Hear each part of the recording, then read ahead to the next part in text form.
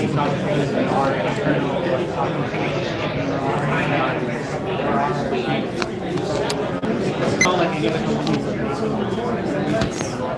right, Wild AI. Thanks everybody for coming out. Give a round of applause for our speakers tonight. Thank you. We got 2 rounds of applause. All right, we've got 4 incredible speakers who will be speaking to you today. Just as a recap, if you're here for the first time, every speaker has 5 minutes.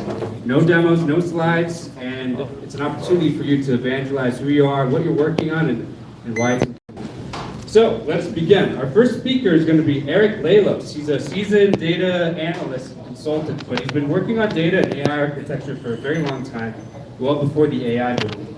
And tonight he's going to share a little bit about a RAG solution that he's been working on. So please welcome Eric. Hey, thanks. Are you recording? Yeah, trying. Thank you. As Jake mentioned, my name is Eric Lalos. I'm with Quantified Mechanics. We are a data analytics and AI atlas. And I like to say that we do things just a little bit differently than what I've seen. And I think probably a lot of people have seen that like 95% of AI pilots have reportedly failed. And we think we are onto something as to why that might be. And the pattern that we see people do a lot is have a problem, take a lot of data, throw it at a model, and then start to work on a prompt to try to work out the solution and try to get the model to give them what they want.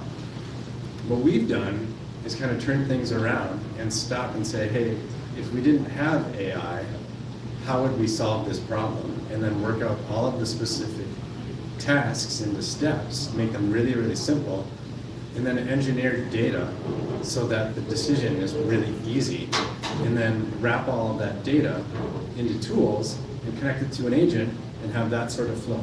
So by developing a solution architecture like that, we've stumbled across a couple of applications, one in healthcare, one in manufacturing. We think that they're a good basis that can scale really broadly. So like what originally took 6 or 7 weeks to develop and implement, we think we can implement in our next pilot in a week or 2.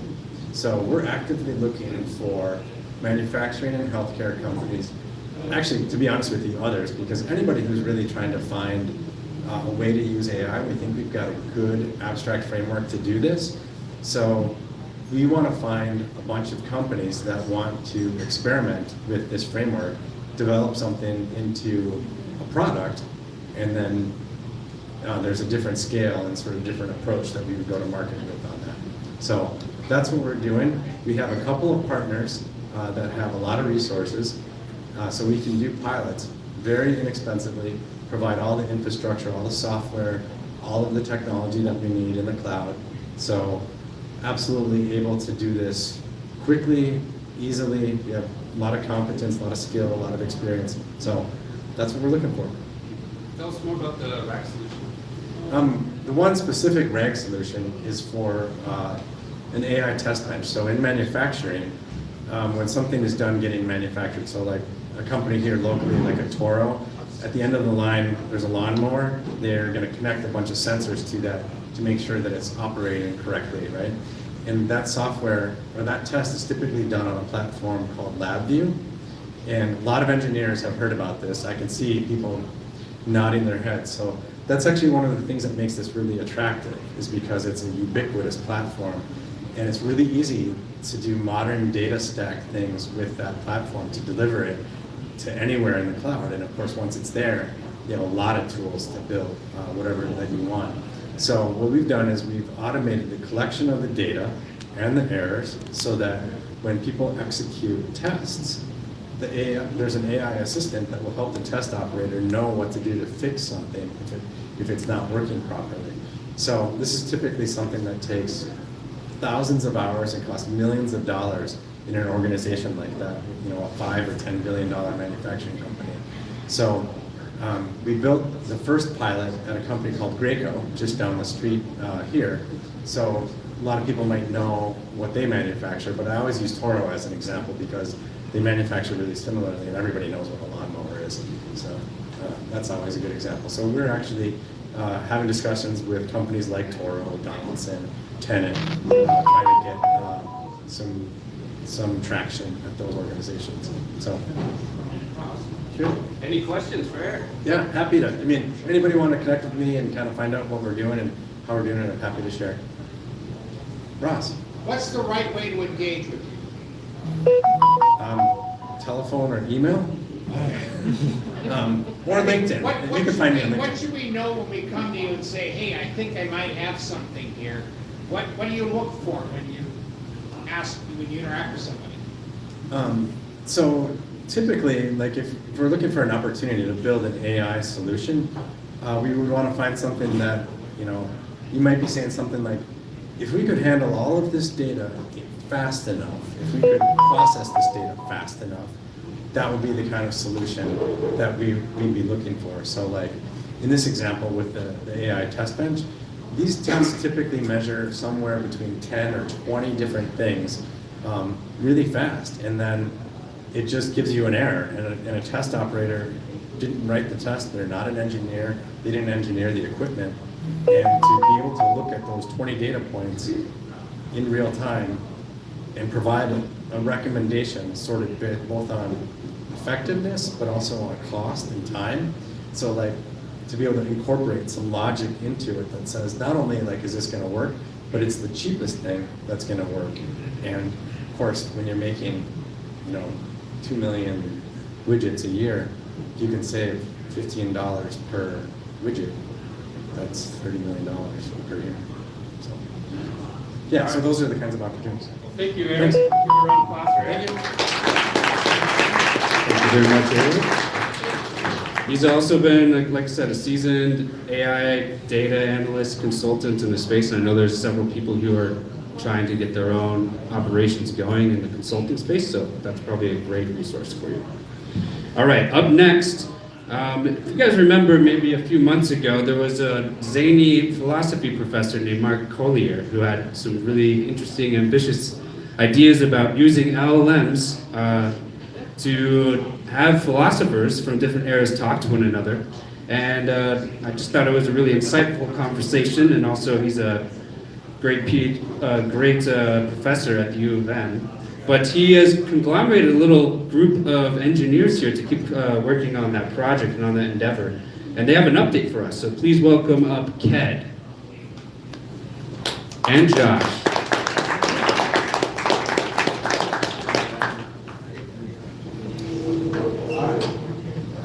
I wrote it down to prove it's not AI. So thanks for the intro, by the way, so I'll skip that. So why are we here right now?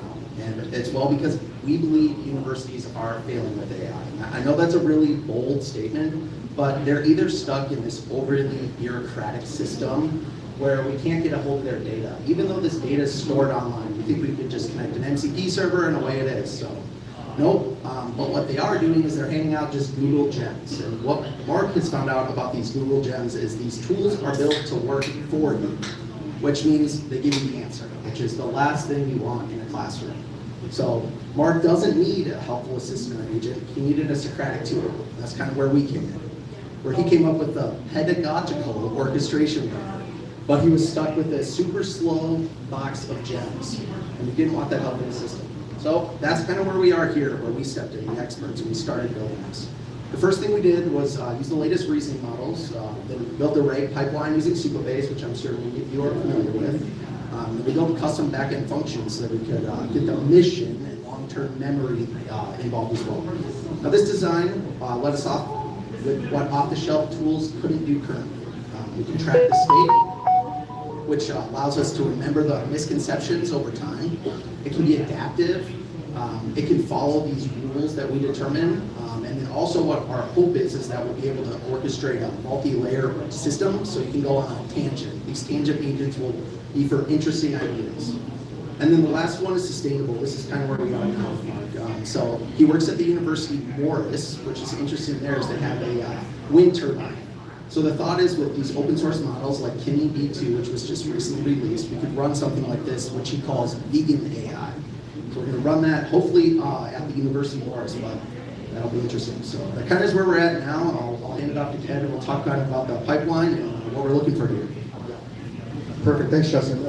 So let me take you through what this credit tutor would look like. So imagine that you're a university professor or an ed teacher or even a program training director, because we're going to take this outside of universities too and target trainings as well. So let's just go with the university example. So you're a professor of music, math, it doesn't matter.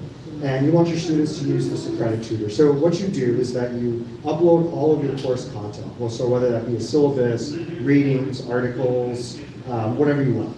And then you add your learning objectives. So I want my students to understand what a for loop is, or I want my students to understand, I don't know, what caused World War II. So then you ask your students to go play around with it at home. So imagine you're a student and you're having a conversation with it, and it acts just like a normal LLM. So the only difference is it doesn't give you the answers, it gives you questions and hopefully helps you get to the right answer. So behind the scenes what happens is we have two agents that run simultaneously. The first one's the RAG pipeline, pretty obvious. The second one though is a learning orchestrator. So essentially what it does, it doesn't care about the RAG pipeline. Instead, it looks at the previous conversations and it thinks to itself, what questions have I asked that would help the student move towards a learning objective?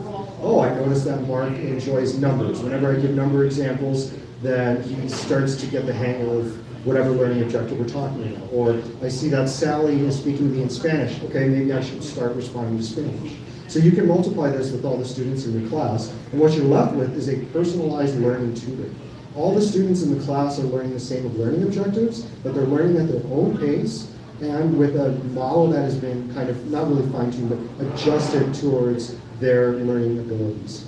So you're a professor and you kind of want to know, okay, where are my students at? How are they doing? You could view a dashboard that can see all the learning objectives and kind of like a progress bar for each student. So you can see, oh, Jason's got learning objective number 3, struggling with number 2, okay, that's great. But what if the class as a whole is struggling with maybe learning objective 5? And you can say, oh, interesting, maybe this is a me issue. Maybe the next time we come together, like at a lecture, I can start talking about learning objective 5 and kind of help guide the students. So we have like personalized learning with the model, but then we also have like a sped up process with the professor. So he's not wasting time giving lectures on content that the students already understand. So that's essentially what we're building here. We're looking for any developers to help us out. It's going to be volunteer, but it's great experience. If you're looking to sum that on your resume, come and talk to us. We'd be happy to talk with you about what we're building and just AI in general. All right, time for one question for these folks. Anybody? One question right here. How do you, I guess, validate the model? Like when it says, oh, Bobby hasn't met this learning objective, how are you confident that Bobby has not indeed met that learning objective? Yeah, that's a good question. So we plan on having logs and auditing and running tests. So that's what we're planning on doing. We're not sure, we're still thinking of like, okay, do we need to pull Bobby out and maybe give him some one-on-one? So that's a really good question. We're still working around those things for sure. If you have any ideas, we'd love to hear them. All right, give it up for Ken and Justin. Thank you, Joe. And that is Justin, not Josh. Sorry, Justin. All right, moving on, we have Josh Kellner, who's a local serial entrepreneur. Recently, he did a pivot into AI, and he's been involved in lead generation, and he's going to talk to us a little bit more about that perspective and why he's building a business now in AI. So welcome, Josh. What's up, y'all? I'm going to play the Uno reverse and ask you guys questions first here. How many people have called a local business you want to support, but they just don't answer the phone? Or hit the chat bot on the website and it just gives you a form that floats off into the ether? Yeah. Or the chat bot speaks to you and answers one question and just absolutely fumbles everything. Okay. Well, that's really what we're here to take care of with the solutions we provide for service-based businesses. We're installing chatbots, voice receptionists, and more importantly, not just the tool itself, but the system. And you're gonna see online everywhere that there's a chatbot here, this assistant thing. The problem is though, it's one thing. That one thing needs to speak to 5 other agents, and we need to do it in an autonomous way that make sense for the business owner itself. So while we have a base kind of software setup that we have is just a lead gen system that picks up missed calls, missed texts, stuff on websites, we also build custom solutions for a small business based on whatever their team's needs are. And so it comes down to integrating the human aspect of it with the tech side of it. I think a lot of what people are pushing right now is very tech heavy, and it's really hard to understand for people. And so what we're doing is we're entering a small business and saying, hey, look, like, what does Jenny do? Okay, how do we make Jenny's life easier? But how do we get Jenny to speak with Cliff over here? And what does Cliff do? And then building the agents specifically, and then ultimately we're trying to drive revenue for these small businesses. And I understand this on a deep level because I used to have some auto detailing businesses. And every time I would assign somebody to do a new task, they didn't know what they're doing. So a chatbot would be perfect for them. A new employee who has no idea what they're doing, teach the chatbot to teach the employee for you when you can't be there. And then vice versa, maybe you even hire a receptionist, but the receptionist can't pick up every single phone call, or they forget things. So how do we complement the receptionist with an AI receptionist? We're not in the business of taking people's jobs, but complementing the job they're doing. And really the overall mission of what we're doing is just trying to empower the small business. There's gonna be a lot of big companies and all these, you're seeing it right now, the VCs are putting all the money into the big companies, but where's the little guy gonna fit in the equation here? So that's what we're trying to do, is empower the smaller, specifically service-based businesses, but it works for everything. It could be for this brewery, it could be for the lady who owns the dog walking company down the street, or it can be for a big electric company that really just needs to figure out how to organize the chaos within their world. But that's what we do. We're Simple Lead AI, and yeah, we're here to help the little guy. Awesome. Any questions for Josh? So first of all, I need to get you in touch with my pickleball court guy. You never fix up. But my second question is, so it sounds like you're taking advantage of data within the organization so that they can serve the employees of the organization, but then it also sounds like you're serving the end customer? Absolutely, okay, yeah. So you have two users. Yep, exactly. So the end customer benefits because what we're training the agents behind the scenes to do is to just get smarter with each other. And so if you're a return customer, great, you're gonna get probably better customer service the next time that you go back to that business. And then also the people internally that are dealing with you and the agents themselves are also gonna be well equipped to understand what is actually happening and what has already happened itself. And then, yeah, a lot of it is a teaching game of prompts. As we all know at this point, it's the specific prompts for different agents, but then how do we get the prompts to also start learning itself without it kind of going off into the ether. So we want to have the agents to have some creativity to start learning the tendencies of businesses, but also not pretend like they're going to be their own business or their own new agent themselves. Thank you. Any more questions? All right, give it up for Josh. Thank you. Thanks, Josh. This is why I like Wild AI.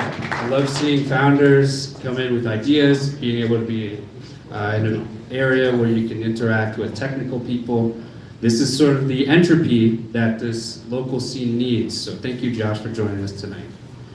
Up next, last but not least, there have been a few different enterprises locally that I've had the pleasure of being able to talk to, specifically different AI engineers, and one of them has really stood out to me from pretty early on, and that's C.H. Robinson. Before even we would call this a boom, I know that they've had some local or some internal teams trying to figure out how do you apply this emerging technology, whether it's frontier models, open source, what have you. How do you apply it to something that's a Fortune 100 big logistics company? And it's been really impressive to see them do that internally. So we are lucky tonight to have one of those engineers in here, Tim Lane. So give it up for Tim. He's going to share us a little bit more information about his experiences here at C.H. Robinson. Thanks, man. Thanks for having me to talk. I fear I'm a little more boring to what I'm going to say than a lot of you guys with new ideas. But yeah, as Jake mentioned, work at CHR. I had the pleasure of joining the company right before the AI boom kind of started, so I kind of saw how the company recognized the opportunity, moved into it pretty aggressively, as you kind of alluded to, with an internal team that was really exploring all the different possibilities that were there early on. And, I, of course, learned a lot of the same technical lessons I'm sure a lot of the people here have over the course of that time. When to use certain types of tools, when to constrain your approaches and put a lot of validation around stuff, and when to, just kind of dump a bunch of data and just see what comes out, because, 10% is better than 0% in all manual, right? But I don't think that's like super novel to a lot of people here. I think by far the biggest thing I've learned is that AI tooling and platforms and solutions have opened up possibilities to solve a lot of different problems, and it's become a problem of opportunity cost almost is the big problem to solve, at least where I work currently. We have at any time 4 or 5 different problems that we could dump a bunch of AI tooling and resources and money into. And I think what we really have learned is that the hard part is to get a good sense of where are we going to get good return on investment before doing it. Obviously nothing's perfect in that sense, but so like rapid POC development. For example, I worked on one team that, it's a third-party logistics freight brokerage business, and basically, there's a lot of paperwork involved in that, right? So I worked on one team that their job was to take in documents, decide what type of document it is. Is it a weight ticket or a bill of lading from a shipper or something like that? And so the solution we picked was good. We used the third-party vendor, I think, to ultimately take in our documents, extract, run the OCR process on it, and then we fill in like prompting there to give us back structured data. It's not like a super unique, exciting solution, but the real bulk of the work there was to pick the vendor, and that required a lot of organization across a lot of different business units to say, what do you really need from your documents, right? What are you not getting from our document system right now that you wish you were? And, obviously there's just a bunch of people to talk to and a bunch of different variables to optimize for across that type of solution. So that's been my biggest takeaway, really. I guess I'll leave it there. I don't know if that's interesting, but yeah, that's my big one. Yeah. So I work for a Fortune 500 company, and they've all talk about AI, right? Yeah. So when you work in a big company and also kind of a traditional legacy business as well, right? Freight and logistics, not exactly like front and center. How did the leadership consistently say, like, this is not an initiative, this is where we're going? And could you tell any anecdotal stories about how like it wasn't working and the CEO was like, we're doing this, get the program? Yeah, the leaders can be dangerous people when they're pointing to people to the solutions saying go do it. So a really important thing about handling that particular situation is like as early as possible in the process saying, what are you actually trying to solve for?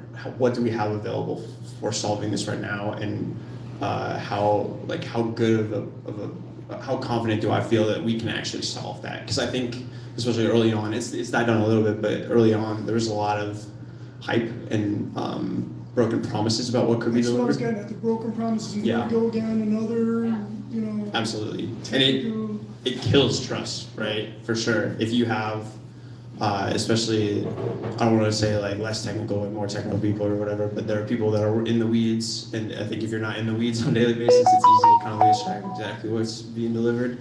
And yeah, it's really easy for that to like get overpromised, and then like 6 months later, no one has something that they find usable, and then people get real mad at that, right? So absolutely, I would say that's like more important than technology selection or even like problem framing. You can kind of change that, but if you don't get like a moat around what you're actually solving, and all parties agree upon like, is this a good solution? Like, if I deliver this at a minimum, are you happy with this? Then yeah, that's like a huge problem, right? So that's absolutely number one. Just piggybacking off that, on the flip side, let's say they have buy-in, the leadership buys in. Are there any metrics that you track compared to human performance? Let's say LLM versus human performance on previous stuff, sort of checking or running sessions through different types of OCR or any other thing. Are there any metrics that you're tracking? Yeah, I would call the amount of metrics I track about my work on a daily basis pretty depressing sometimes. Maybe depressing is oppressing, you know, sometimes it's too much. No, so in the documents problem I was just talking about, the biggest thing is what we call internally straight pass-through rate. So docs come in and we're trying to tell what doc type it is. And there's 2 failure cases there. One, we just give up and say we can't identify it right away, kick it out to a human team whose job is to identify it. The second one is we misidentify it, right? So for sure, one of the challenges of being in a big company is you're building into legacy systems usually, and this legacy system did not track that stuff super well. So before we could even get to like solving the actual problem, there was a huge amount of upfront work to just make sure we could actually get that telemetry throughout the project. And, I'd like to say we knew that was a priority right away because we just were smart guys that, of course, we were going to do that. But, we only knew that because we had a couple of projects before that, the smaller scale, luckily. But, we didn't prioritize that. And, stuff just goes haywire, right? Because then everyone kind of, if it touches 3 teams are going to have their own view of what metrics they care about, right? And then you'll kind of have to solve the cross-sec problem after you've put some of your data flows into place, and then it's just it's always way harder, right? So, yeah, absolutely. Did I answer your question? Yeah. How tolerant is your organization for mistakes that you learn from? It depends on who I'm working with within the organization. Because that's the key to progress, isn't it? It is, yeah. Yeah. And I think to that point internally, there are people who you kind of come to learn, this person is okay with me kind of playing stuff fast and loose. This person is not, Because innovation is a product of mistakes that you learn from. Absolutely. Yeah. Yeah, and I worked a lot in the financials org too, like FinOps and stuff like that. And that is, certain facets of companies are more accepting of mistakes than others, and something like that is going to be inherently less, right? So yeah, it's important to know it. So is that one of the lenses you look at when you figure out which project you want to focus on? Is this manager seems to be pretty tolerant of, hey, he's willing to go on this journey with me. I will get smarter about this, but I'm going to make mistakes along the way. Absolutely, yeah. Fault tolerance of both the leadership in charge of a project or a team that you're working with, and then also just the fault tolerance of the space in general, right? I would say the optimal problem space to try to aggressively bring AI tools to bear in a legacy system, especially is one where taking a shot at solving a problem, even if it's wrong, does basically no damage, and the people don't care. And the upside is pretty high. Exactly, yeah. Where you can get 5% is better than 0, right? Yeah. Time for one more question. All right, give it up for Tim. Thank you, Tim. All right, that concludes our speakers tonight, but I just wanted to leave you all with this. First off, Wild AI is growing, as you can see by looking around the room. I just can't believe every single time it grows. I see new people, new interesting projects that I keep hearing about. And I absolutely am impressed and privileged to hear these great stories of people meeting here. So I just want to say thank you for sharing those.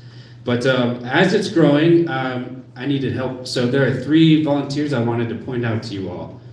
Ben right here, Anushka, and Matt. Give it up for them. All right. So Anushka is going to be somebody who's going to be a point for anybody who is on the engineering side, technical talks, or on the research or students. Matt is going to be somebody who's going to be liaison for the entrepreneurial startup business side of things, whether it's a talk, and he would be the point man there. And Ben is going to be helping us continue our production, get the live stream going, keep creating content. So I just, this is a call for anybody. If either of those domains or any of those domains sound appealing to you, if you want to get involved in any more with Wild AI, talk to one of these individuals. We would love to get any help that we can. So I also just want to say that I will be getting pretty busy with startup at Tentio, which is why I enlisted their help. And when I've been getting busy with this, I've been thinking a lot about Minneapolis and artificial intelligence and then the position that Minneapolis is in. We're surrounded by enterprise. Tim Lane, C.H. Robinson, 3M, Medtronic. We have conquered, as a region, some really technical industries and disciplines. We have a wonderful research institution at the U of M, and just recently I had the pleasure to meet a bunch of the machine learning, artificial intelligence researchers there. And we have a good entrepreneur scene too. And when I think of the Bay Area, and when I see people being, maybe brought out to a company like Meta, or when I hear about data centers being built and how the state is supplying or supporting that, I look around and I can't help but feel that Minnesota has all these wonderful pieces. We have the engineers, we have the talent, we have the capital, we have the founders to take advantage of this tremendous opportunity to create immense growth with this new technology and to apply it to disciplines that us as a region know so well. And that's why events like this is important. Being able to create momentum and entropy surrounding this technology and getting conversations meshed between the entrepreneur side, the research domains, the engineers, getting people like Tim Lane, or if you met Steve Brown, another PhD in artificial intelligence, getting them in the same room as this and being able to interact with them even as a founder is really special. And it takes all of you. And so I want to say thank you to them, but also let's keep this momentum going. Let's keep this entropy going. This is one of the best opportunities for Minneapolis to use this wave to create value and to reinvigorate this technology scene and use the resources that we have. And I just wish to implore you all to think about how you can contribute to that, but also how you can support it too. And there's a tremendous amount of potential, and this is a special time. So I'm rambling at this point, but I'm very passionate about that, and I'm very thankful for this community to come together, and I'm very thankful to see it grow. And please help me keep this momentum going. Please help me keep this community growing. Give people who you might think would contribute to ideals, to research, engineers in the suburbs working at these enterprises. Let them know about this. Get them in this room. Let's continue to share ideas and keep creating this entropy. And it takes you, and I'm very thankful again. And that being said, on the last notes, we do have some students in here. Zin and Weldon, is Manas here? Manas? No, but Zin and Weldon are doing a hackathon at the St. Thomas University. I know there's a couple of people in here that have talked to me about hackathons, so please talk to them. And if you see students around, please offer them your support and try to get more of a connection with the universities, and that's a good place to start. So if you have any ideas, share them with me, share them with this team, and let's just keep this thing going. So thank you. Have a good rest of your night. Oh, Zin and Weldon. Here, Zin, why don't you come on up? Tell us a little bit about the hackathon real quick. Hi everybody, my name is Zin. I am a senior studying CS at the University of St. Thomas, and I just started the university USD AI club called Nexus. And basically we're trying to create a community of student builders around AI to make them more aware and more tapped in with what's happening. So yeah, we want to host a hackathon, and we're just wondering, we're still trying to make sure that happens. We're trying to plan it out. So if you guys can provide any sort of help or anything like that, that would be awesome. So I'm just trying to extend that out to you guys. So yeah, please find me if you have any help or ideas. Yeah, what kind of help are you exactly looking for? Like, what can So, we help? yeah, so right now we're trying to like get sponsors and figure out what so we kind of have a idea of what the theme is going to be, which is going to be around like helping nonprofit businesses and students coming together to build solutions that help nonprofit or local businesses in the area. So like we're just trying to, if you know any local businesses that might be interested, please forward it to us, or just like things like that. If you think anything could be helpful, this is our first time setting it up, so like if you feel like you can help out in any way, that'd be awesome. Okay. Yeah. Oh my gosh, I can speak. There's a mini hackathon happening this Thursday at Beta for Give to the Max Day. All are welcome, so please come. Come and experience a hackathon if you haven't experienced one yet. For sure. And we'd love to have you. All right, sounds good. I'll follow with my team. Awesome. Thank you, Zin. He also just participated in a Y Combinator hackathon a couple weekends ago. I just came back this He just got back. So, top 10, excellent work. But anyways, I digress. Thank you so much all for coming, and looking forward to see you again next month.